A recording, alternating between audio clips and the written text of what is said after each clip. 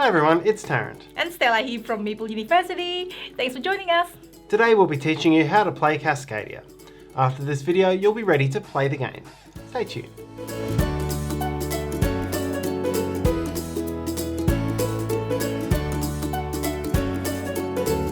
Let's learn to play Cascadia.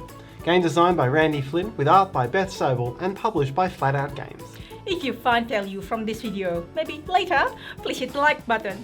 Subscribe to us, hit the bell and leave your feedback in the comments for others to find. For now, let's get to the table.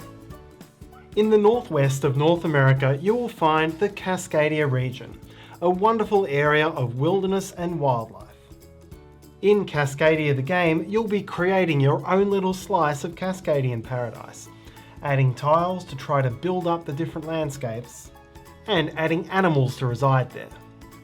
When the game is over, you'll score points based on the chains of matching landscape that you put together, and how well you meet the different point scoring patterns for the different wildlife.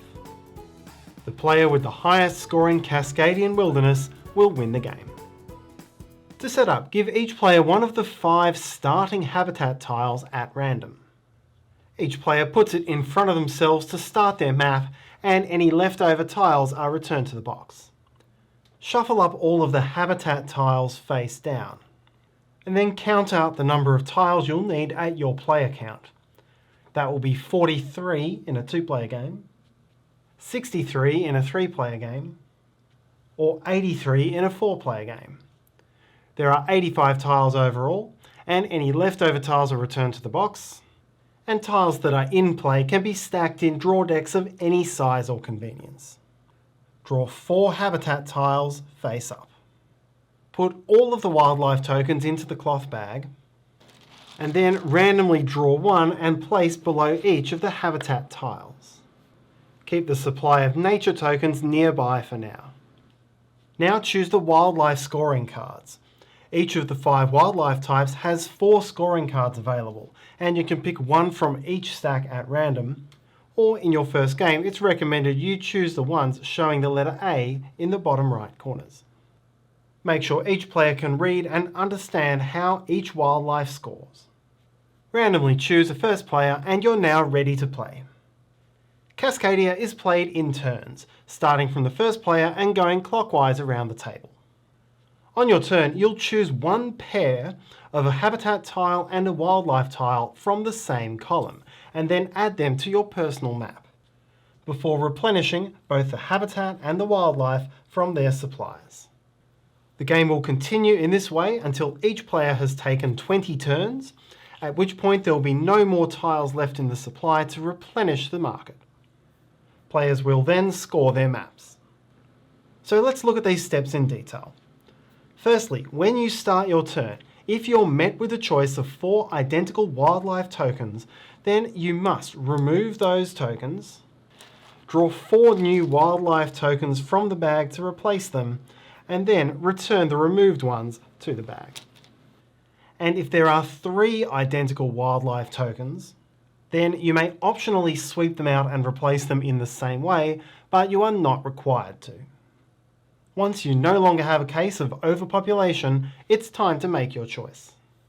Choose a single column and then take both the habitat tile and the wildlife token from that column. Now it's time to place these tokens into your map. First, place the habitat tile. You can place this anywhere in your map and at any orientation, as long as at least one face is adjacent to the face of a tile you've already placed. You do not have to place terrain next to matching terrain. This is legal, as is this. However, one of the ways to gain points is by having long chains of matching terrain, so you will usually try to match as much terrain as you can. Then place your wildlife token, and this must be placed onto a hex which has no wildlife token and shows the icon of the token you're placing. In this case, this is the only place the salmon could go. If the player gained these tiles on the next turn, then the fox would have 3 legal locations it could be placed. If there is no legal place for you to put your wildlife token, then you must return it back to the bag. And you may also optionally return the wildlife token to the bag if you don't wish to place it. You won't normally want to do this because most wildlife tokens will give you points, but there are some wildlife whose points will go down if you place one in an unfavourable location. So in some cases this may make sense to do. A tile with only one type of terrain on it is called a keystone tile. These are in some ways a bit weaker than a standard tile because they only have one animal option on them and they can only contribute to the size of one type of terrain. To make up for this, when you place a wildlife token on a keystone tile, as a bonus you gain a nature token. These can be used in two different ways when you're choosing your tiles. Firstly, you can spend one to sweep out some or all of the wildlife tokens currently available and then replace them before choosing. You can spend any number of nature tokens on the same turn to do this as often as you'd like. The other option is you can spend a nature token to take a habitat tile and a wildlife token from different columns. This gives you much more flexibility to make the optimum map. Once you've made your choice and placed them into your map, refill the market from the habitat tile draw decks and from the wildlife token bag. Play then passes to the next player. Once each player has taken 20 turns, there'll be no more tiles left in the draw decks and the game is over. Then players evaluate the scores for their maps. First, you'll look at all the different wildlife types. I won't go through each individual card, but each wildlife token has a flavour which is consistent across all of its cards. Grizzly bears tend to score the most points by being in small groups of specific sizes. In this case it's mating pairs of 2, and so these pairs would both score, but a bear being here would invalidate the points for this one. Elk tend to score by making specific shapes. In this case it's straight lines, and these elk could count as a 3 and a 1, or a 2 and a 2. Salmon tend to score by making runs, which is a long length of salmon, each of which is adjacent to no more than 2 other salmon. For example, this is a run of 5 salmon and would score accordingly.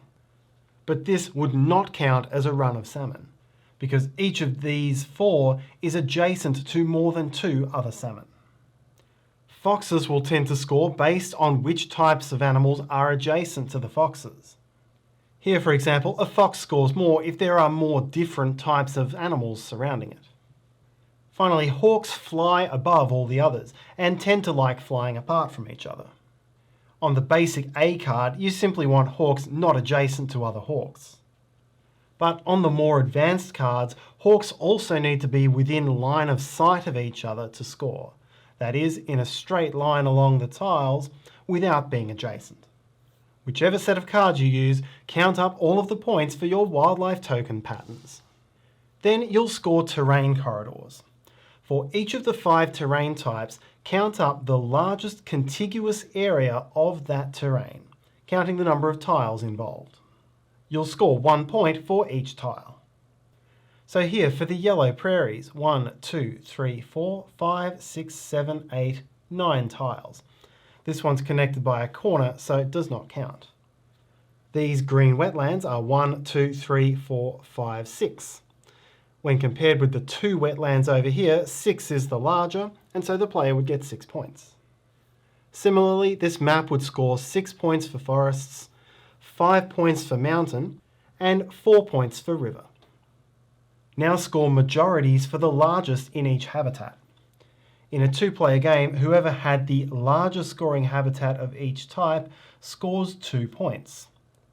If there's a tie, each player scores 1.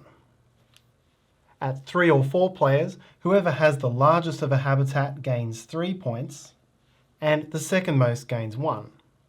If there's a tie for first, each tied player gains 2, with the others gaining nothing. And if it's a 3 or 4-way tie for first, then all tied players gain 1. If there's ever a tie for second place, then no bonus is given. Finally, leftover nature tokens score 1 point each. The player with the highest score wins, and in the event of a tie, the player with the most nature tokens remaining breaks the tie.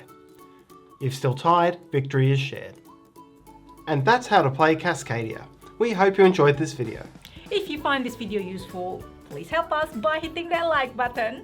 Subscribe to us. You can also hit the Meeple in the corner to do so, and hit the bell icon so you'll know when we have new videos. You can also follow me on Instagram for my board games journey. Questions, comments and feedback are all welcome in the comments section below.